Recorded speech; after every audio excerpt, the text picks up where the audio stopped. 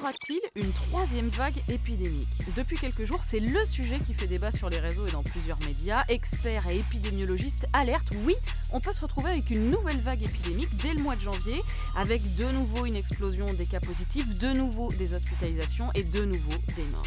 Alors est-ce que c'est crédible? Eh bien, c'est une question de statistiques et de projection. C'est ce qu'explique par exemple un enseignant-chercheur en épidémiologie, Pascal Crépé, dont l'analyse a été la plus reprise. Il affirme que le scénario d'une troisième vague est probable si pour Noël et le jour de l'an, tout le monde, enfants, parents, grands-parents, se retrouve en nombre, que personne ne porte de masque ni ne respecte la distance d'1,50 m avec les autres. En gros, il y aura multiplication des contaminations si l'on reproduit exactement la même chose qu'en juillet-août, avec une différence majeure. Cet été, les Français se sont retrouvés en extérieur, alors que cet hiver, ce sera en intérieur, donc dans des endroits peu ou pas aérés et propices à la circulation du virus. Sachant que plusieurs pays subissent déjà une troisième vague, le Japon, la Corée du Sud et surtout les États-Unis, où les contaminations repartent à la hausse. Pourquoi? Eh bien, toujours pour les mêmes raisons. Déconfinement trop laxiste, reprise d'activité trop rapide et abandon des gestes barrières. Résultat, aux États-Unis, le nombre de personnes hospitalisées a augmenté de 150% par rapport au pic de la première vague. Alors évidemment, l'espoir pour cette troisième vague, c'est le vaccin,